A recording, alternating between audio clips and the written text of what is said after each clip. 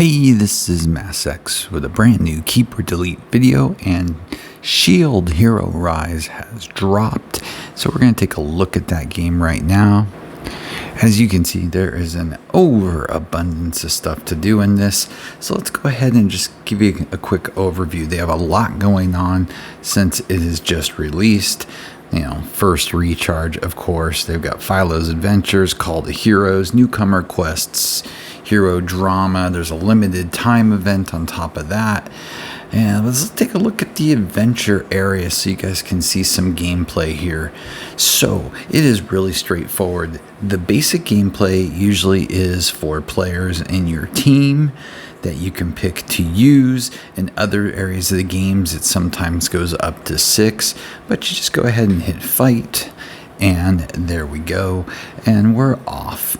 And on this one, we're actually going to be able to get a little bit of a push before we get into our battle, and got a little bit of treasure here. But as you can see, yeah, the graphics are okay. The cutscenes at times are good, but I'm not overly impressed. The game, you can auto it if you want. Since I'm doing the video, I'm going to go ahead and auto. You can also skip. There's a ×3 available to you. Yeah, it's idle in a lot of different ways. But, again, if you're a fan of the IP, you might enjoy this. There's probably some things that I'd want to talk about a little bit further if you were thinking about playing this game. It is heavily monetized. Heavily monetized. Let me just stress that from the get-go. Some of the pros are, though, that there is a lot of gameplay that doesn't use stamina, so there's always something that you can be doing most of the time in this game. The character art, as you can see, is pretty good. There's a nice cutscene right there. And the gameplay can be fun at times, but also, too, it can get kind of boring after doing this for about 5 hours. I'm hitting skip a lot more than I'm actually playing, so that should tell you something right now. Now, what are some of the cons I've seen? Well, I think the characterization is lacking. Like I said, the gacha portion of this is absolutely ruthless at times. The Taiwanese version of this game has already ended service. The game has been pretty much abandoned in China, so those are usually red flags to make you worry about if this is a last cash grab for the game. So that can be very worrisome, so keep that in mind. If you're going to play free-to-play only, then yeah, of course, you got nothing to worry about. If you enjoy the IP, enjoy the type of gameplay, then yeah, it's not a big deal. But yeah, it has a feel like it's a little old, it's a little not been improved. Oh, it's okay. Oh, is they here? Yeah.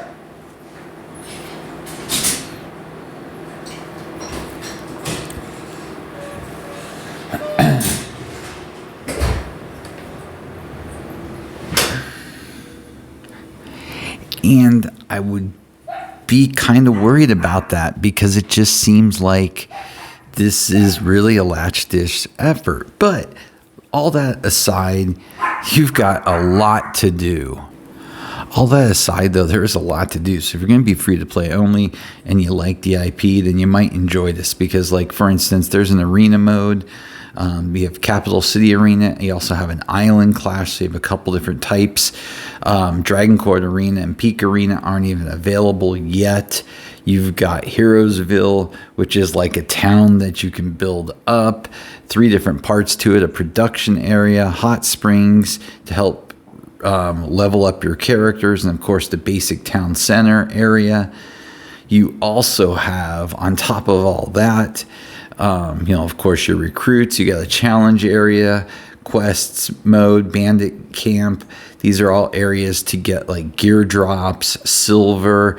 You've got a maze section to work through. alchemy ruins, and it goes on. I mean, there's a surprising amount of stuff in this game. You have guilds. You can join a guild. There's going to be boss fights in the guilds. So yeah, you can tell this game has been available in other areas because there's a lot in it from the get-go. Like I talked about, there's ranking, events, bonuses, but the store is really disheartening. The cost of things. Let me get back. I think I hit the wrong one there. And yeah, if you go into the monetization, I mean, they've still got the old methodology of really throwing a ton of stuff at you at all different prices, as well as they even have $99 packs, if I'm not mistaken. Yeah, there we go. The Gacha draws. I mean, this thing is like right out of like 3 years ago. That's how you know it's been available in other areas. And given the fact that they kind of left and didn't really do much on the game in the other 2 areas it was at previously, Taiwan, which like I said, it's already ended service, and China has pretty much been abandoned from all indications. They're at their 1st year anniversary and there's nothing going on for it. So that is incredibly worrisome. And, you know, in your recruits, you know, they've got already 4 banners out of the gate. They got a newcomer recruit. Might as well go ahead and do.